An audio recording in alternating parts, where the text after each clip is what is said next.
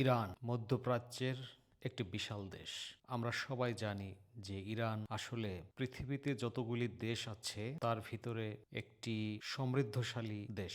শুধুমাত্র তার অর্থনীতি বা তার যে ঐতিহ্য, শুধু তাই না, বিভিন্ন কারণে ইরান সারা পৃথিবীতে একটি আগ্রহের কেন্দ্রবিন্দু। এই ইরানে কিন্তু প্রাচীন সভ্যতার বেশ নিদর্শন রয়েছে। সেই ইরানে আজকে জ্বলছে সভ্যতার আগুন, যেটি একটি তুষের আগুন, ধিকি ধিকি করে জ্বলছে। ক্যালেন্ডারের পাতায় এখন 2025-26 সাল, আর ইরানের রাজপথে আবারও স্লোগান উঠেছে। কি স্লোগান সেটা? নারী জীবন স্বাধীনতা, কিংবা সেখানে স্লোগান উঠছে স্বৈরাচার নিপাত যা। শুনতে খুবই কাছাকাছি মনে হচ্ছে না? বাংলাদেশেও ঠিক এরকম একটি স্লোগান উঠেছিল। আচ্ছা, মূল কথায় আসি। ইরানে বর্তমানে যে ক্ষোভ চলতেছে, যে সহিংসতা চলতেছে, সেটি আসলে ইরানের বর্তমান ছাত্র আন্দোলন। এই যে ছাত্র আন্দোলন, এটি আসলে শুধুমাত্র একটি বিক্ষোভ নয়, এটি এই জাতির অস্তিত্ব রক্ষার একটি লড়াই। আমরা আজকের ভিডিওতে জানবো ইরানের এই ছাত্র আন্দোলনের ইতিহাস, বর্তমানের পরিস্থিতি, তাদের অর্থনীতি এবং এই দেশের ভবিষ্যৎ সম্পর্কে। কেননা ইরান একটি পরমাণু শক্তিধর দেশ,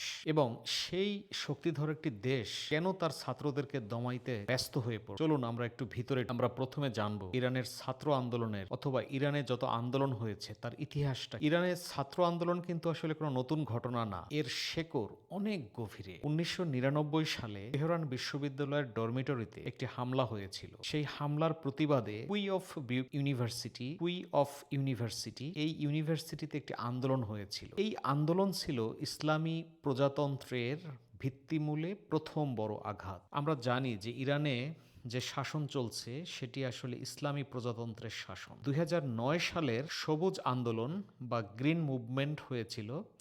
সেখানে লাখো জনতা ভোট চুরির প্রতিবাদে রাস্তায় নেমেছে। আর সর্বশেষ 2022 সালে মাশা আমিনি হত্যার প্রতিবাদে জ্বলে উঠেছিল উমেন লাইফ অ্যান্ড ফ্রিডম এই আন্দোলন এতটাই শক্তিশালী ছিল যে সারা পৃথিবীকে এই আন্দোলন কাঁপিয়ে দিয়েছিল, এবং প্রতিটি আন্দোলনেই ছাত্ররা ছিল সামনে, এবং প্রতিবারই এই ছাত্রদের রক্তে রঞ্জিত হয়েছে রাজপথ। এখন আমরা একটু বোঝার চেষ্টা করি এই যে ছাত্র আন্দোলন হলো কুই অফ ইউনিভার্সিটিতে, কিংবা মাশা আমিনি আন্দোলন, এই আন্দোলনগুলির ফলাফল আসলে কী ছিল। এখানে দুঃখজনকভাবে বলতে পারি প্রতিটি আন্দোলন অত্যন্ত কঠোর হাতে দমন করা হয়েছে। হাজার হাজার ছাত্রকে গ্রেপ্তার করা হয়েছে, অনেককে গুম করা হয়েছে। ইভেন শুনলে অবাক হবেন, কিছু ছাত্রকে প্রকাশ্যে ফাঁসিও দেয়া হয়েছে, যেন এই ধরনের আন্দোলন ভবিষ্যতে আর না দানা বাঁধে। কিন্তু এর একটি দীর্ঘমেয়াদী ফলাফলও আছে। এই প্রতিটি দমন পীড়ন ইরানের সাধারণ মানুষ এবং সরকারের ভিতরে দূরত্বটা আসলে বাড়িয়ে দিয়েছে। সরকার বলতে আমরা কি বুঝি? ইরানের সরকার মূলত আয়াতুল্লাহ আল খামিনির সরকার। তিনি আসলে সর্বোচ্চ ইসলামিক নেতা। প্রতি 4 বছর পর পর সেখানে প্রেসিডেন্ট নির্বাচন হয়। প্রেসিডেন্ট যিনি হন তিনি আসলে আয়াতুল্লাহ আল খামিনির নির্দেশনায় বাস্তবায়ন করে থাকেন। আচ্ছা, এই যে আন্দোলন হলো, সেই আন্দোলন প্রতিবার সরকার শক্ত হাতে দমন করার কারণে ছাত্রদের ভিতরে যে ভয়ের একটি দেয়াল ছিল সেটি ভেঙে গেছে। এবং আগের আন্দোলনগুলো ছিল মূলত রাজনৈতিক সংস্কারের দাবি সংক্রান্ত আন্দোলন। কিন্তু এই যে 2025-26 সালের যে আন্দোলন, এই আন্দোলন পুরোপুরি চেঞ্জ হয়ে গিয়েছে। এই আন্দোলন এখন শাসন ব্যবস্থা পরিবর্তনের দাবির আন্দোলন। অর্থাৎ এই ছাত্ররা এখন আয়াতুল্লাহ আল খামেনিকে তারা শাসক হিসেবে দেখতে চাচ্ছে না। আমরা একটু জানি যে বর্তমান ছাত্র আন্দোলনের আসলে কারণটা কি, এই কী কারণে এই আন্দোলনটা শুরু হয়। আমরা এখন যে সময়ে দাঁড়িয়ে, এটি 2026 সালের শুরুতে, এখানে ইরানে যে আন্দোলনটি দানা বেঁধেছে তার প্রেক্ষাপট কিছুটা ভিন্ন এবং আরও গভীর।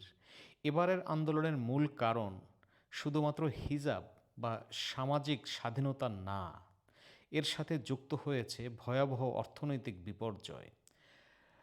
কারণ ইরানের এই মুহূর্তে মুদ্রাস্ফীতি আকাশচুম্বী।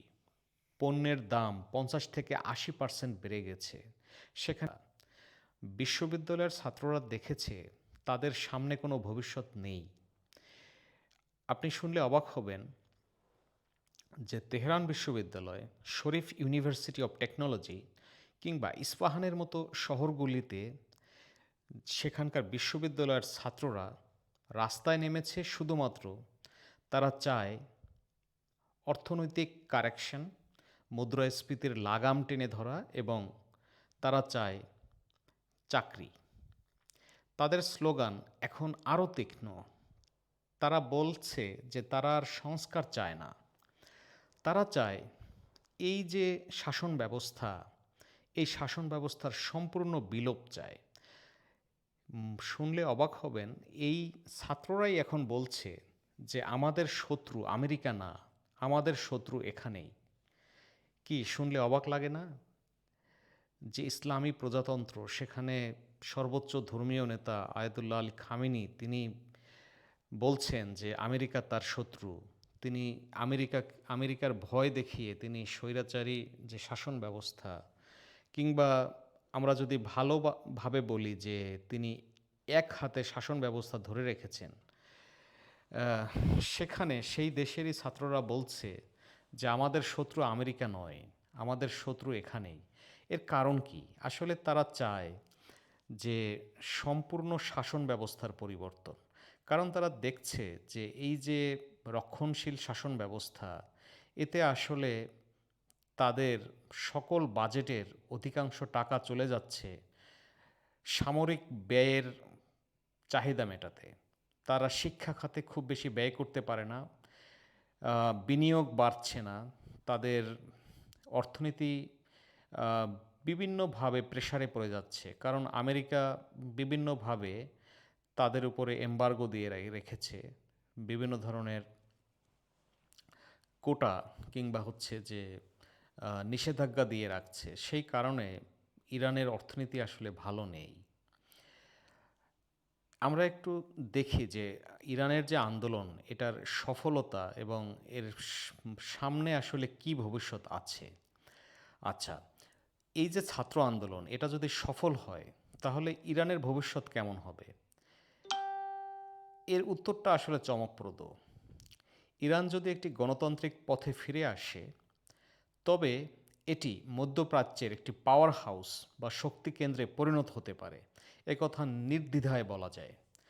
কারণটা হচ্ছে যে ইরান তার যে ইকোনমির থেকে যে যে তাদের যে আয়, সেটির সিংহভাগ তারা ব্যয় করে হচ্ছে তাদের ক্ষমতাকে কেন্দ্রীভূত করতে, কিংবা তাদের পারমাণবিক বিদ্যুৎ কেন্দ্রে, কিংবা পারমাণবিক বিভিন্ন ধরনের প্রজেক্টে। সুতরাং তারা যদি ছাত্র আন্দোলনকে দমন করে এই যে ক্ষমতা তাদের রয়েছে, সেই ইসলামিক প্রজাতন্ত্র বা আয়াতুল্লাহ আল খামেনির যে ক্ষমতা, সেই ক্ষমতা যদি কুক্ষিগত করা যায় বা টিকিয়ে রাখা যায়, তাহলে তাদের মধ্যপ্রাচ্যে তারাই হবে সুপার পাওয়ার। আচ্ছা, এইখানে আরেকটা বিষয় আছে, যে সেটা হচ্ছে যদি ছাত্র আন্দোলন ব্যর্থ হয়ে যায় তাহলে এই ঘটনাগুলো ঘটতে পারে। কিন্তু যদি ছাত্ররা জিতে যায়, অর্থাৎ আয়াতুল্লাহ আল খামেনির যদি পতন ঘটে। আচ্ছা, আমরা আজকে জানব যদি এই ছাত্র আন্দোলন সফল হয় তবে ইরানের ভবিষ্যৎ কেমন হবে। অর্থাৎ দেখা গেল যে ছাত্ররা আন্দোলন করে আয়াতুল্লাহ আল খামেনির সরকারকে পরাজিত করে ফেলল এবং সেখানে একটি নির্বাচন হলো এবং আয়াতুল্লাহ আল খামেনি তিনি হয়তোবা তিনি ক্ষমতা ছেড়ে দিলেন। তাহলে কি হবে? তাহলে ইরান একটি গণতান্ত্রিক পথে ফিরে আসবে। অর্থাৎ এখানে নির্বাচিত যিনি প্রেসিডেন্ট, তিনি সকল সকল সিদ্ধান্তের মালিক হবেন। নর্মালি যিনি প্রেসিডেন্ট, তাকে তো আসলে জনগণের ভোটে জিততে হয়। জনগণ আসলে কি চায়? জনগণ চায় হচ্ছে একটি সুন্দর অর্থনৈতিক ব্যবস্থা। তারা চায় মূল্যস্ফীতি স্থিতিশীল থাকবে। তারা চায় তার সন্তান যেন ইউনিভার্সিটিতে পড়াশোনা শেষ করে চাকরি পায়।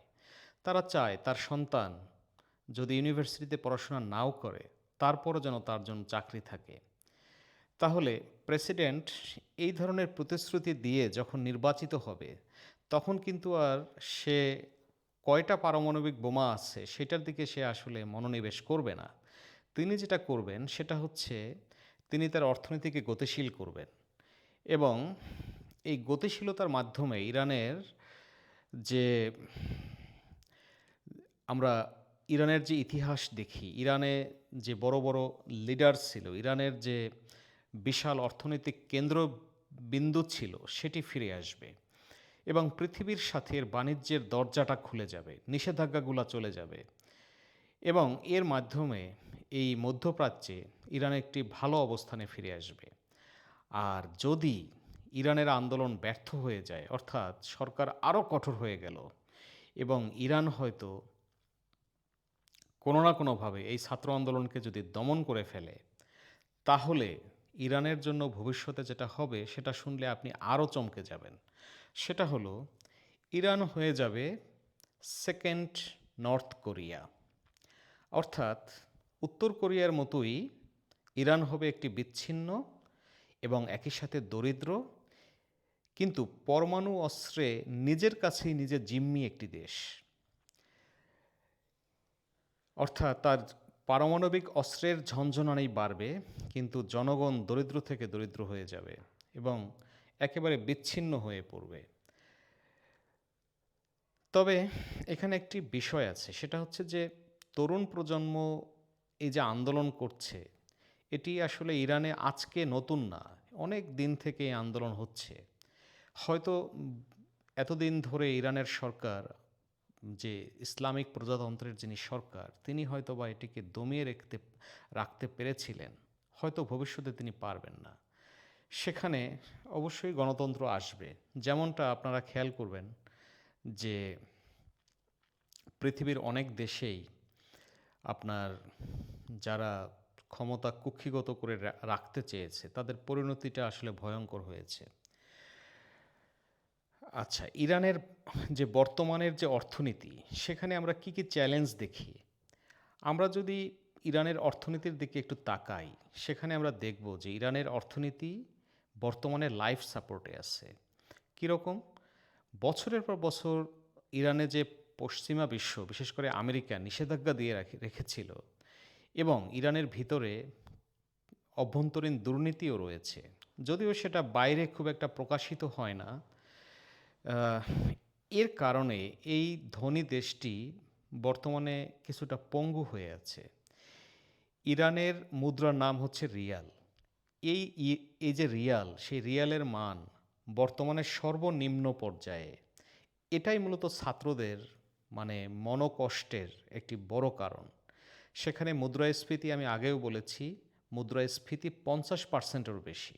আপনি চিন্তা করে দেখেন, মুদ্রাস্ফীতি যদি 2%, 5% বা 7% বাড়ে, তবেই কিন্তু দেখবেন যে সরকার নানান ধরনের পদক্ষেপ নেয়। অর্থাৎ মহার্ঘ ভাতা দিয়ে থাকে, তারপরে হচ্ছে দরিদ্র জনগোষ্ঠীকে বিভিন্ন ধরনের স্কিমের আওতায় নিয়ে আসে।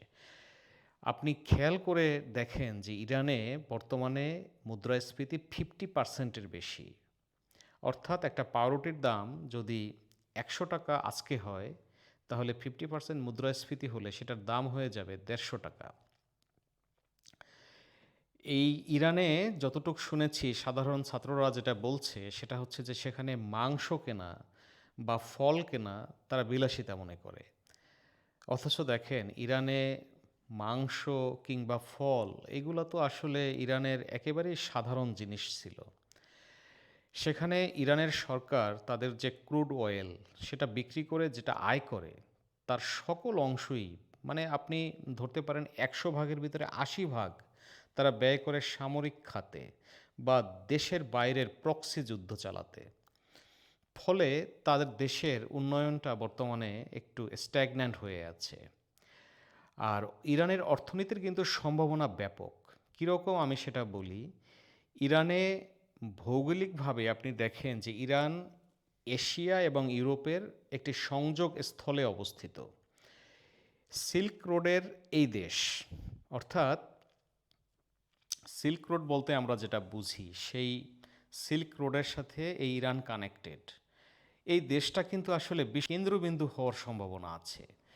এবং সবথেকে আশ্চর্যের বিষয় যে তাদের যে শিক্ষিত তরুণ সমাজ ইরানের, তারা কিন্তু অত্যন্ত দক্ষ, জ্ঞান বিজ্ঞান এবং মেধা, তাদের যে মানে সাহস প্রজ্ঞা, তারা অত্যন্ত দক্ষ, কিন্তু এই দক্ষতাকে কাজে লাগাতে পারছে না।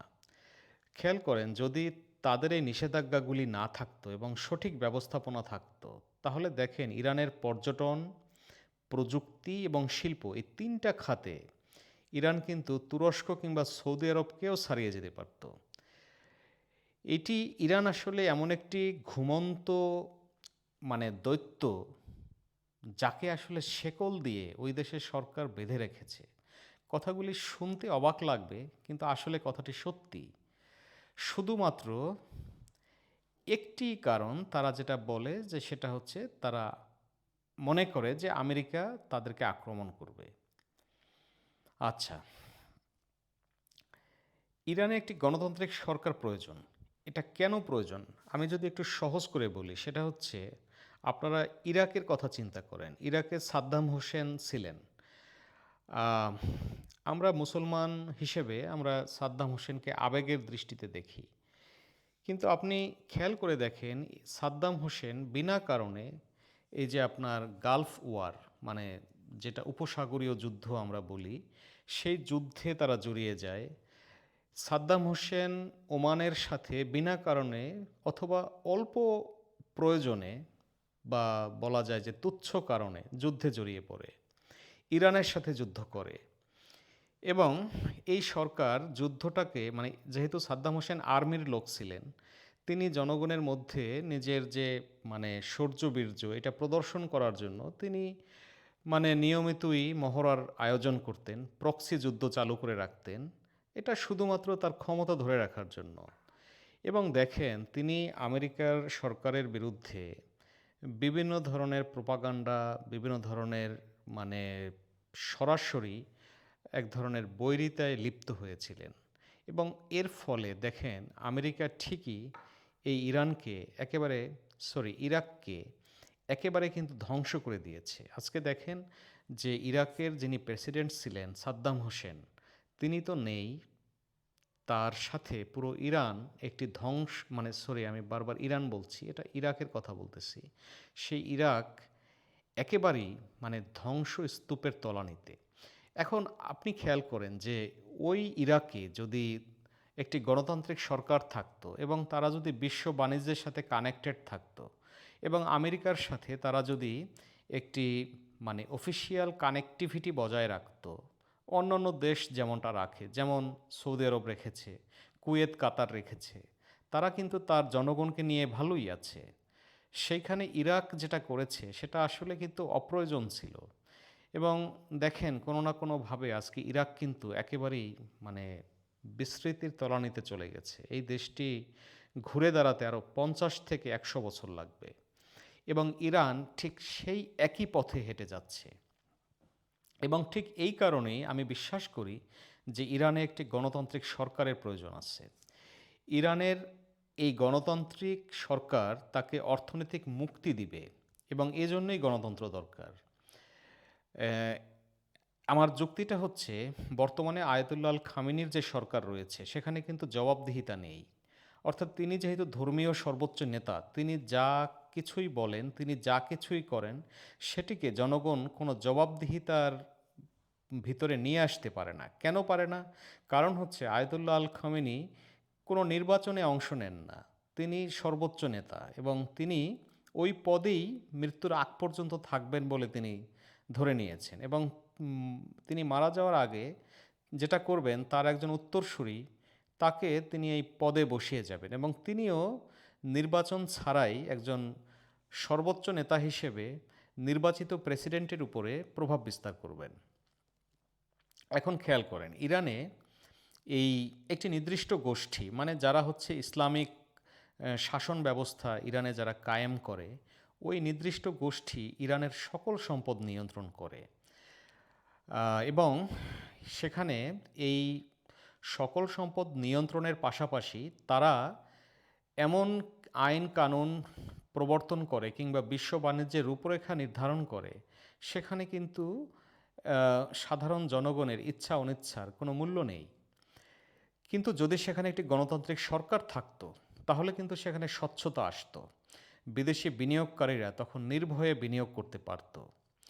গণতান্ত্রিক চর্চা ছাড়া মেধার মূল্যায়ন সঠিকভাবে আপনি সম্ভব হবে না। আজকে ইরানে লক্ষ লক্ষ মেধাবী ছাত্র দেশ ছেড়ে পালাচ্ছে। আমরা সহজেই সেটাকে ব্রেন ট্রেন বলি। পৃথিবীতে একমাত্র ইরানই একটি দেশ যেখানে ইউনিভার্সিটির যে সমস্ত ছাত্র ভর্তি হয়, তাদের অধিকাংশ ছাত্রই কোনো না কোনোভাবে দেশের বাইরে চলে যায়। তারা বেশিরভাগ ক্ষেত্রেই এখন ইউরোপে পাড়ি জমাচ্ছে। এই সমস্যা থেকে মুক্তি একমাত্র গণতন্ত্রই দিতে পারে। এবং কারণ আমরা জানি গণতন্ত্র হচ্ছে এমন একটি প্রক্রিয়া যেখানে সকল নাগরিক তার মতামত প্রকাশ করতে পারে, এবং নাগরিকরা তার যদি মতের অমিল হয়, আপনারা ভালো করে জানেন যে 2/3 নাগরিক যে কোনো সরকারকে, নির্বাচিত সরকারকে মানে অনাস্থা দিয়ে নামিয়ে ফেলতে পারে। এটা কিন্তু গণতন্ত্রেই সম্ভব। এবং একটি গণতান্ত্রিক সরকার সে কিন্তু কখনোই জনগণকে বিপদে ফেলে দিয়ে কোনো সিদ্ধান্ত নেবে না। কিন্তু যদি একটি সরকার যার গণতন্ত্রের প্রয়োজন নেই বা জনগণের ভোটের প্রয়োজন নেই, তিনি কিন্তু অনেক হুমিজিক্যাল সিদ্ধান্ত নিয়ে ফেলতে পারেন। তাতে অনেক সময় দেশ সাময়িকভাবে অনেক উন্নতির দিকে যাচ্ছে বলে মনে হয়, কিন্তু আসলে আলটিমেটলি ওই দেশগুলি ধ্বংস হয়ে যায়।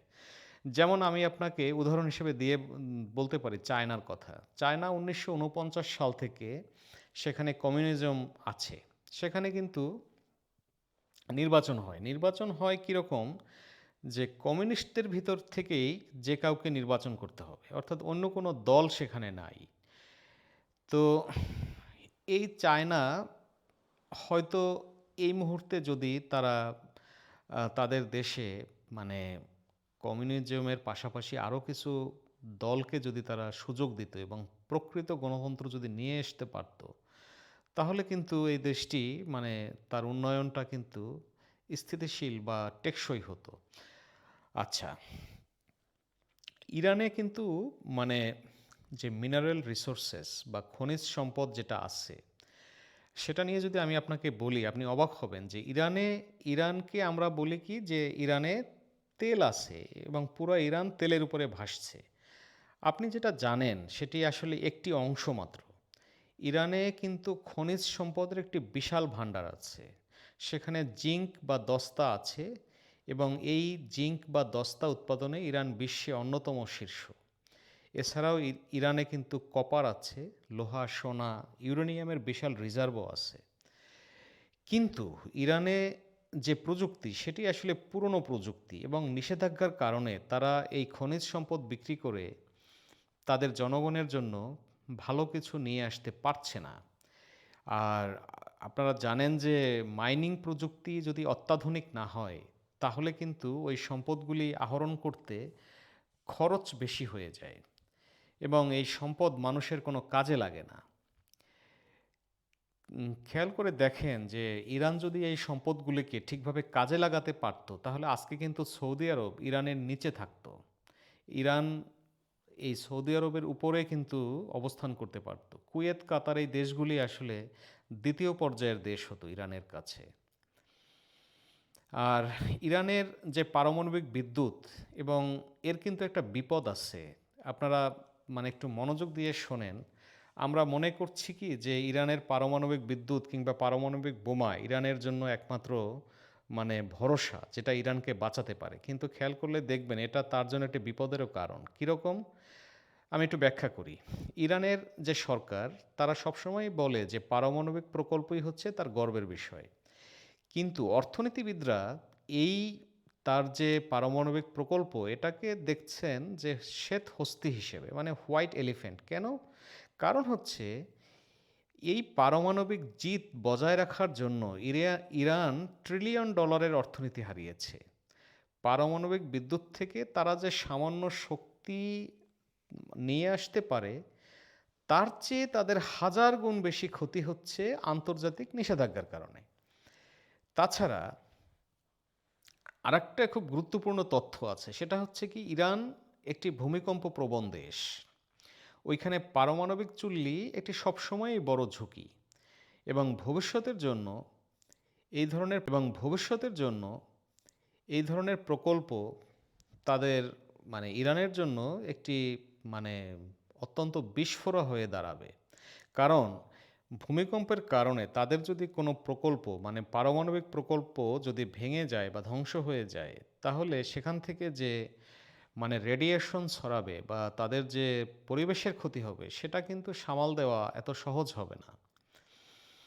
আচ্ছা, এখন আমরা এই ইরানের অবকাঠামোর গত যে উন্নয়ন এবং তার যে তুলনা, সেটা যদি আমরা একটু আলোচনা করি, তাহলে আমরা খেয়াল করে দেখব যে ইরানের যে প্রতিবেশী দেশগুলা, যেমন ধরেন হচ্ছে সৌদি আরব, তার থেকে কিন্তু সৌদি আরবের থেকে সে কিন্তু অনেক পিছিয়ে আছে। কারণ কি? কারণ সৌদি আরব নিয়ম নামে একটি ফিউচারিস্টিক শহর বানাচ্ছে, আর তুরস্ক তাদের যে ইনফ্রাস্ট্রাকচার আছে, অবকাঠামো আছে, ইসলামিক কান্ট্রি তুরস্ক, সেখানে তারা তাদের অবকাঠামো দিয়ে ইউরোপকে টেক্কা দিচ্ছে রীতিমতো। সেখানে ইরানের অবকাঠামো গত 40 বছরে খুব একটা কমই এগিয়েছে, এবং ইরানের রাস্তাঘাট, রেল লাইন, বিমানবন্দর, এইগুলি আসলে সেই 1980 সালের। আপনারা মানে খুবই অবাক হয়ে যাবেন যদি ইরানে ভ্রমণ করেন, তাহলে দেখবেন যে যা যা আছে সেই সবগুলাই আসলে মানে সেই আগের মডেল, আগের পদ্ধতি, আগের প্রযুক্তি, আগের ডিজাইন, সেগুলি আপনি মানে মানে মনে করিয়ে দেই আপনাকে। সেটা হচ্ছে যে এই যে ইরানের রাজধানী তেহরান, তাকে একসময় বলা হতো প্রাচ্যের প্যারিস। মানে এটা ফ্রান্সের রাজধানী প্যারিসের মতোই জাঁকজমকপূর্ণ ছিল। আর আজকে সেই তুলনা করে তো লাভ নেই, কারণ তেহরানে মানে রাস্তাঘাট এতটাই মানে মানে আহ, নিম্নমানের যে সেখানে আসলে একটি প্রাইভেট কার নিয়ে আপনি চলতে গেলে আপনি ভাববেন যে আসলে এটা কি সেই আধুনিক দেশ যেটাকে একসময় প্রাচ্যের প্যারিস বলা হতো। আর এই আঞ্চলিক যে প্রতিযোগিতা, যেমন ধরেন সৌদি আরবের সাথে, কাতার, কুয়েতের সাথে তার যে প্রতিযোগিতা, সেই প্রতিযোগিতায় ইরান তার এই ধরনের ভুল নীতির কারণে সে কিন্তু পিছিয়ে আছে। আমরা আজকের ভিডিওটা শেষ করব, সেখানে আমি শেষে একটা কথাই বলতে চাই যে ইরান একটি ঐতিহাসিক সন্ধিক্ষণে দাঁড়াইয়া আছে। তাদের একদিকে যেমন আয়াতুল্লাহ আল খামেনির পারমাণবিক উচ্চাকাঙ্ক্ষা, অন্যদিকে তাদের দেশে যে ছাত্র, সেই ছাত্ররা তারা তাদের বুকে এখন স্বাধীনতার স্বপ্ন এবং অর্থনৈতিক মুক্তির দাবি, এবং সেখানের ছাত্র আন্দোলন এতটাই দাবানলের মতো ছড়িয়ে পড়ছে যে এটি আসলে এখন আর ছাত্রদের দাবি দেওয়ার বিষয় না। ছাত্ররা বলছে যে তারা এই আন্দোলন করছে ইরানের আত্মা ফিরিয়ে আনার জন্য। এটা শুনলে অবাক লাগে, কারণ এতদিন আমরা মনে করতাম যে ইরানের মানুষ বোধহয় তাদের সেই ইসলামিক প্রজাতন্ত্র বা আয়াতুল্লাহ আল খামেনির যে শাসন ব্যবস্থা, সেটা বোধহয় মনে প্রাণে ভালোবাসে। এই বিক্ষোভ না দেখলে বোঝাই যেত না যে আসলে সাধারণ মানুষ ঠিক কতটা বিরক্ত। খনিজ সম্পদে ভরপুর, মেধাবী মানুষে সমৃদ্ধ এই যে দেশ ইরান, আপনার কি মনে হয় যে সে অন্ধকার থেকে অন্ধকার যদি নাও বলি, যদি বলি যে মানে একটি একটি মানে স্থির কাঠামো যেখানে সঠিক গণতন্ত্র নেই, সেখান থেকে সে কি একটি সাধারণ বা স্বাভাবিক লাইফে এই দেশটা কি ফিরে আসতে পারবে, নাকি ইরান ঠিক ইরাকের মতোই হারিয়ে যাবে? জাস্ট অপেক্ষা করুন। আমার কাছে যেটা মনে হয় যে ইরানকে নিশ্চয়ই মানে ভালো রাখবে।